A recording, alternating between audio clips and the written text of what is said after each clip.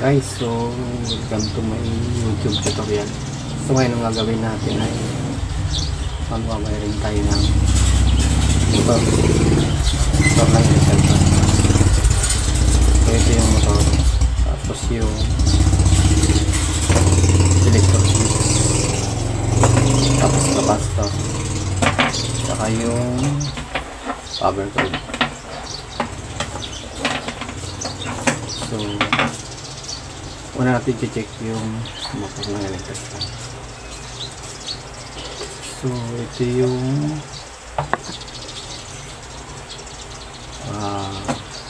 wire ng capacitor, tapos dito bali 4 na wire. Hanapin na lang po natin dito yung common. So bago natin mahanap ang common dito, yung isang is-probe papayag natin dito sa wire capacitor para makuha natin yung common wire dito. So check po natin, gamit lang po tayo ng tester. Ito naka ohms naman yan, so check lang natin. Ayan, okay. So dito ano natin yung magka-connect common saka yung dito sa wire. Hanapin natin. So try natin ito sa kulay blue, tapos dito sa itim.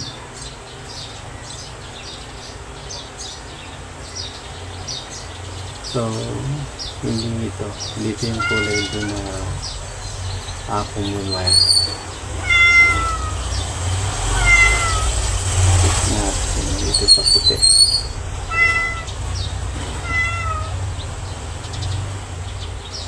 So hindi rin. So ano tayo, yung itim tayo natin dito.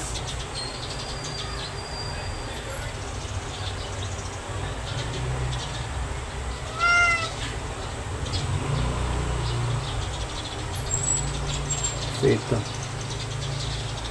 ito yung itim, ito yung common wire. Stick natin yung dulo, yung isang wire na capacitor.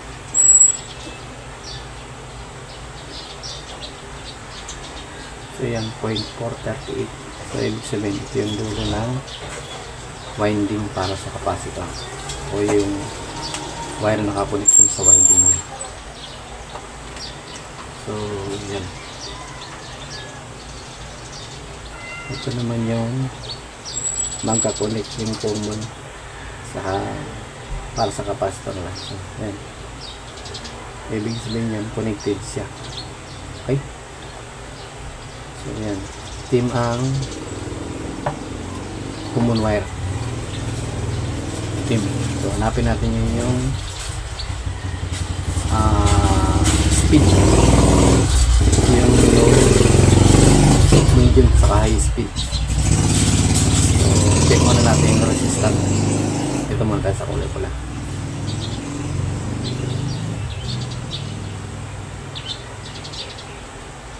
So yan, 234.1. Ito sa puti,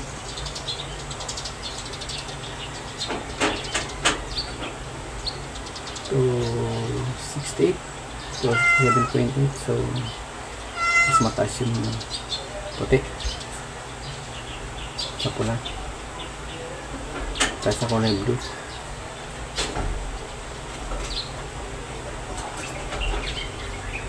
So 85.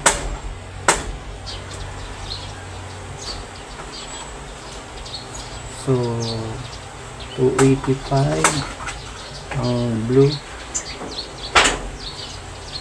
tapos sa puti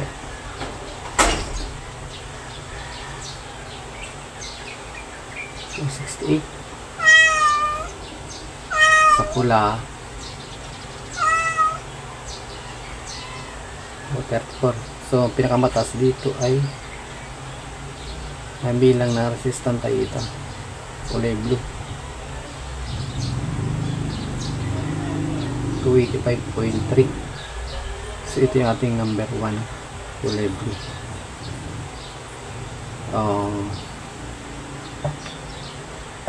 Low speed, kumbaga 1, selector switch 1.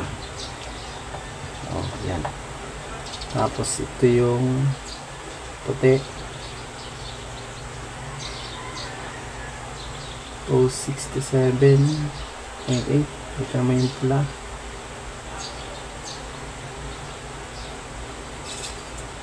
234. So ito yung medium speed, number 2. Okay, kasi ito yung pula, number 3. So okay na po tayo dito. Sukatan lang po natin yung resistant nung para sa boom papuntang capacitor. So ayan, 0.38. Ayan, so okay yung top. Okay, so check naman natin yung switch. So ito yung line, yan, ito yung number 1, number 2, saka number 3. So check po natin ito kung okay siya. Yan, tara. Yan, 1.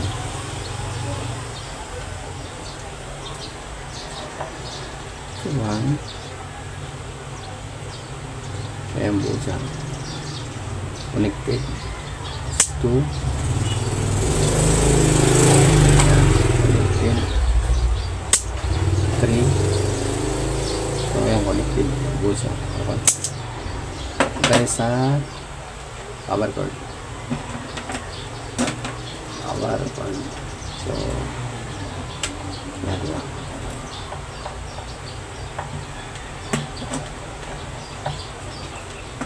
Power cord. Ayan, line 1 o line 2, kahit alin dito. Yan, sumbin siya. So check natin kung may short. Wala. Okay. Tapos dito tayo sa kabila.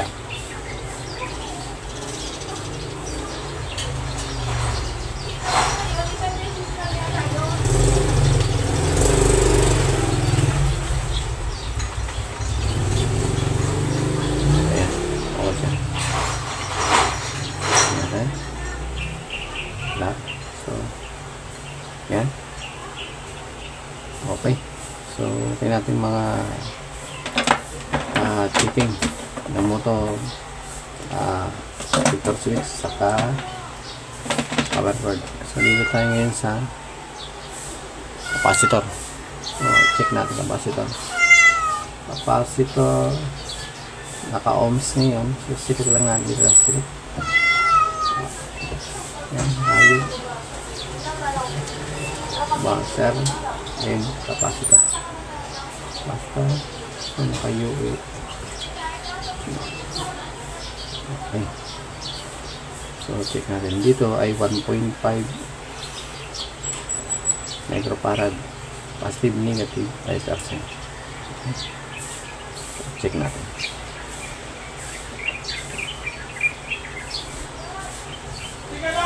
So ayan, 1.75 microfarad. So okay.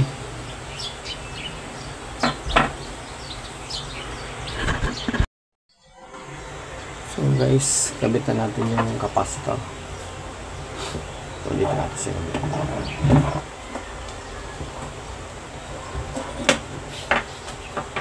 Dito wala namang problema kahit na magkabaliktad.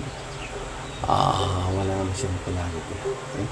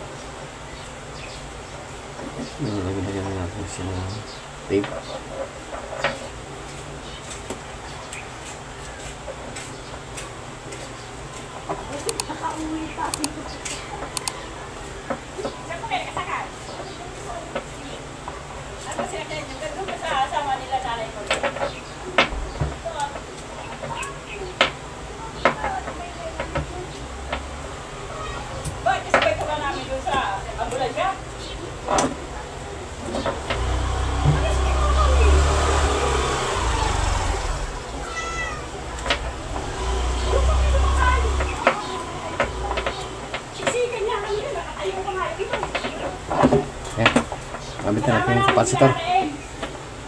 So kakabit naman natin yung ito muna yung switch.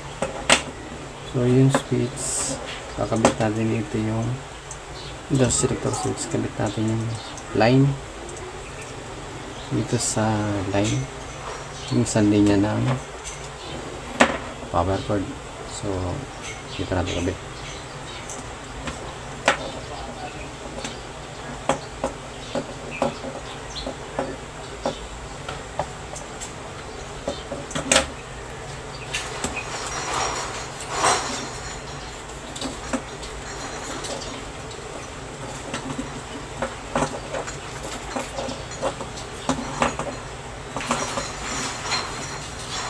Ayan. Tapos ito yung comb natin, ano? Ito yung itim yung comb kanina. So hindi ko na ikabitag sa isang linya ng power cord.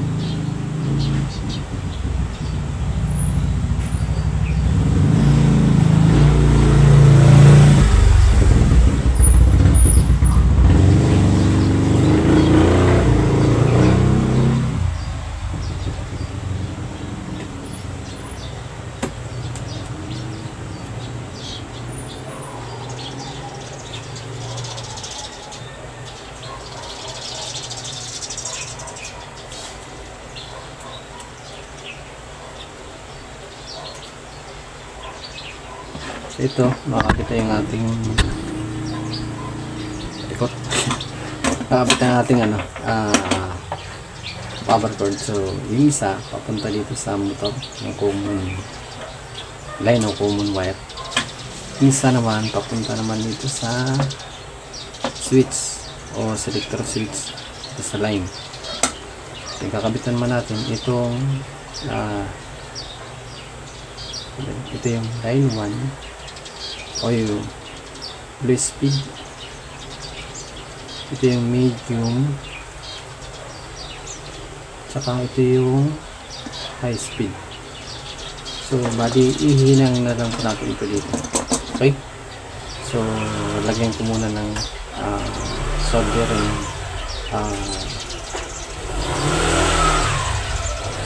lid dito bago natin ihinang dito. Okay, so guys, okay, nahinangan ko na. So hinangan natin dito sa selector switch. So ito yung number 1, kulay blue.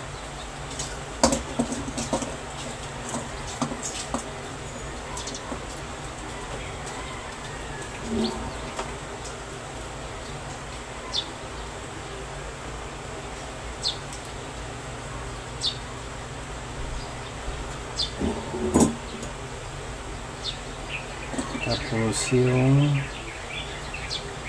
kulay puti, number 2.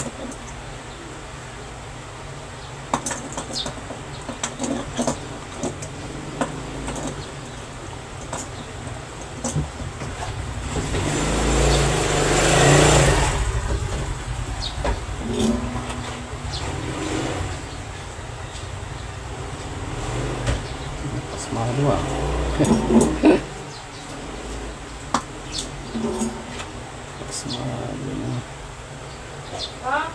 Na.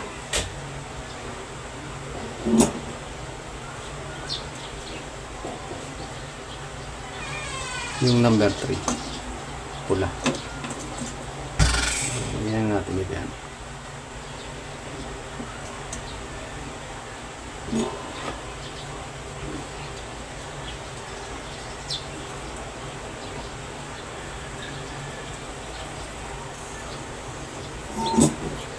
Ayan.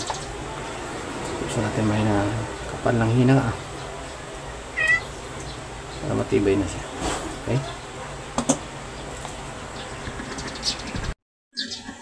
so ang gagawin na natin ngayon, i-check na natin yung dito na sa pinaka power cord o sa plug. So kukunin natin itong T-spin dito sa dalawa. Ayan. Ayan, tapos ay naka-ohms naman yan. So pinutin natin yung switch number 1.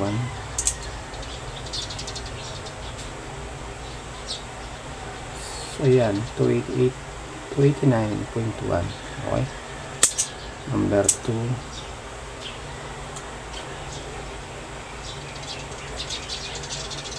271.4, number 3,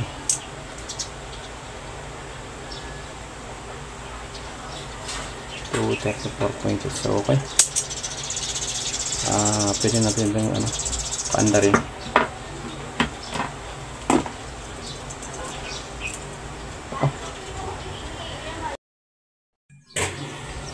Paganahin na po natin ito. So saksak na natin yung plug.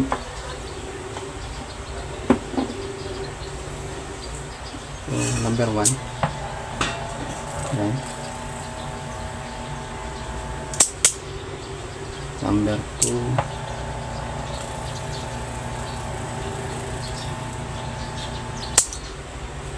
Number 3. Yan. So ganun lang po kadali mag-wiring.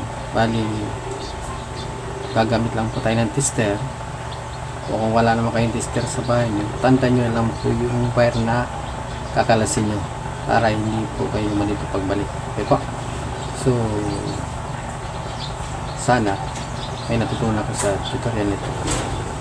Pakilagay na lang po ng comment sa baba, tapos kung nagustuhan nyo po itong aking video, paki-subscribe na lang po.